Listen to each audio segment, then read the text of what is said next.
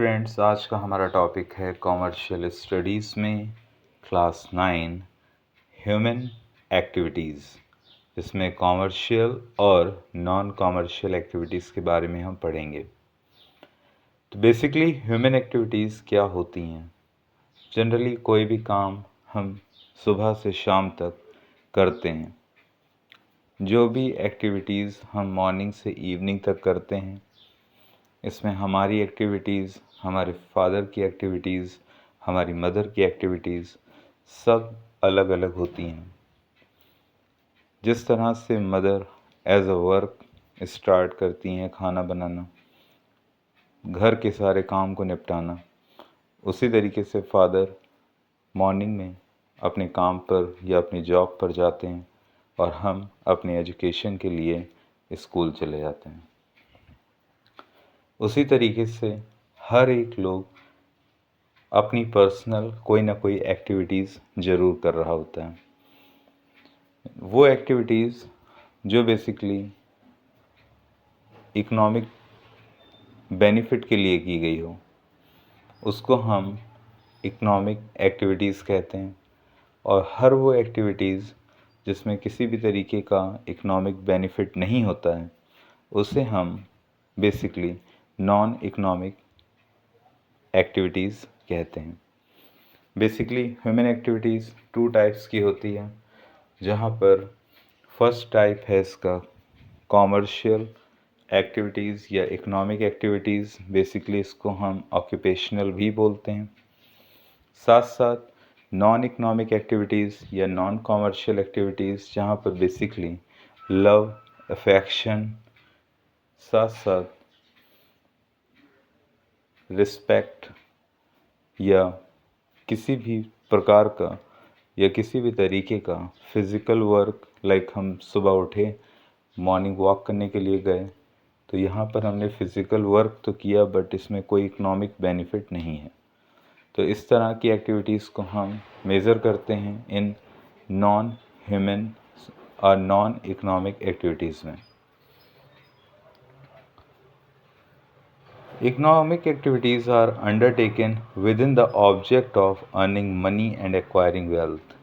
Basically economic activities वो activities हैं जिनके अंतर्गत हम जितनी भी अर्निंग करते हैं या जो एक्वायरिंग करते हैं वेल्थ की, इनको अंडरटेकन या इन्हेंस करने के लिए बेसिकली हम इकोनॉमिक एक्टिविटीज़ को करते हैं। वहीं कुछ एक्टिविटीज़ जहाँ पर सिर्फ हमारा कंसर्न लाइक रिस्पेक्ट देना या किसी भी अच्छे काम को करना, जिसे हम सोशल वर्क भी कहते हैं, इस तरह के वर्क को हम बेसिकली करते हैं in the field of non economic activities या नॉन कॉमर्शियल एक्टिविटीज़ के अंदर। Human activities generally known as like are undertaken to satisfy human wants, and human wants everybody knows it's unlimited and recurring। क्या ये जो हमारी अपनी wants होती हैं, ये कभी भी रुकती नहीं हैं। Some of the human activity produce direct economic benefit, other activities produce no direct economic benefits। It means to say कि जो भी एक्टिविटीज़ हम वेल्थ के लिए या अपने ग्रोथ के लिए करेंगे, उसको हम इकोनॉमिक बेनिफिट या इकोनॉमिक एक्टिविटीज़ के अंदर रखेंगे। और हर वो काम जो सिर्फ़ और सिर्फ सोशल होगा, जहाँ पर हमारा किसी भी प्रकार का नॉन इकोनॉमिक बेनिफिट होगा, उसे हम काउंट करेंगे नॉन इकोनॉमिक एक्टिविटीज़ या नॉन कॉमर्शियल एक्टिविटीज़ के अंतर्गत। इकोनॉमिक रिसोर्सेज को यूज़ कैसे करना है, इसके कैरेक्टरिस्टिक्स हैं कि अगर कोई भी इकोनॉमिक एक्टिविटी है, उसके कैरेक्टरिस्टिक्स कौन कौन से होंगे। तो बेसिकली इकोनॉमिक रिसोर्सेज जिसमें इंक्लूड होता है लैंड, लेबर और कैपिटल, उनका यूज़ किस तरीके से किया जाए। साथ साथ इकोनॉमिक ग्रोथ, जहाँ पर हम डेवलपमेंट इन्हेंस करना, स्टैंडर्ड मेंटेन करना, इन सब चीज़ों को करते हैं। प्रोडक्टिव होती है, प्रोडक्टिव इस बिहाफ पे होती है कि इसमें प्रोडक्शन, डिस्ट्रीब्यूशन और एक्सपेंडिचर तीनों फेजेस इंक्लूड होते हैं for circular flow of income के। इकोनॉमिक मोटिव कि बेसिकली अगर हम कोई भी इकोनॉमिक एक्टिविटीज़ को कर रहे हैं तो उसका पहला उद्देश्य, पहला ऑब्जेक्टिव हमारा यही होता है कि हम प्रॉफिट को अर्न कर सकें या earn money and acquire wealth. Rational use of resources, basically economic activities करते समय कभी भी हम इरेशनल वे में किसी भी काम को नहीं करते। यहाँ पर एलोकेशन ऑफ स्केयर रिसोर्सेज और ऑप्टिमम यूटिलाइजेशन ऑफ रिसोर्सेज की बहुत आवश्यकता होती है। नॉन इकोनॉमिक एक्टिविटीज़ जिसे हम बेसिकली कंसीडर करते हैं like non monitor benefits evolve like love, religion और पैट्रियटिज्म और sympathy, personal satisfaction or physical satisfaction, like I already said about it. It's about like we are walking in a day in the morning time, or it's also include Prime Minister Relief Fund. एक nurse जो hospital में काम कर रही है वो काम करती है अपने लिए, अपनी पैसे को कमाने के लिए, तो इसे हम इकोनॉमिक एक्टिविटी का पार्ट मानते हैं।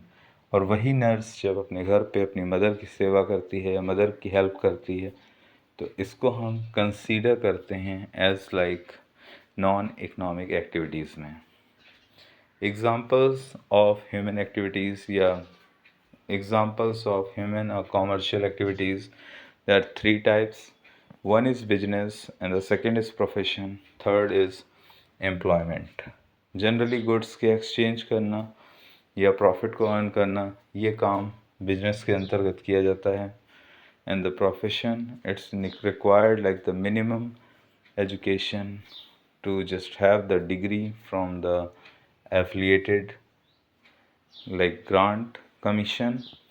It's like we have the doctor, chartered accountant, lawyer, engineers and the cost accountant. The employment is basically is a teacher or the accountant who is working in the firm in a one company or the plant manager. Distinct are the difference between the business, profession and employment. Basically business का मुख्य उद्देश्य main objective earn profit होता है, जबकि profession basically to render services for economic gains होता है और employment to earn wages और सैलरी होता है। सेकंड हमारे पास है रिवार्ड्स और रिटर्न। तो profit which is uncertain, business में प्रॉफिट ज़्यादा भी हो सकता है, मिनिमम भी हो सकता है, यह मे बी लॉस में भी हो सकता है। According to professional work the it's flexible and the employment way में रेगुलर सैलरी या फिक्स सैलरी जैसा हो सकता है। ट्रांसफ़र ऑफ ऑनरशिप, चूँकि एक डिग्री है तो उसको आप ट्रांसफ़र नहीं कर सकते, तो प्रोफेशन में तो नॉट ट्रांसफ़रेबल है। साथ ही साथ आप अपनी जॉब किसी दूसरे को नहीं दे सकते, तो ये एम्प्लॉयमेंट में भी नॉट ट्रांसफ़रेबल है, जबकि बिजनेस में आप एक ऑनरशिप दूसरे को दे सकते हैं। मिनिमम क्वालिफ़िकेशन किसी भी बिजनेस के लिए रिक्वायर्ड नहीं होती है, जबकि एम्प्लॉयमेंट में आपको रिक्वायर्ड होता है as per the need of the job, या प्रोफेशन में आपके लिए मिनिमम क्वालिफ़िकेशन बेहद इम्पॉर्टेंट होती है। एडवर्टाइजमेंट बेसिकली अगर आप प्रोफेशन में हैं तो आपका एडवर्टाइजमेंट करना प्रोहिबिटेड माना जाता है, जबकि कभी कभी बिजनेस में usually they are saying it's important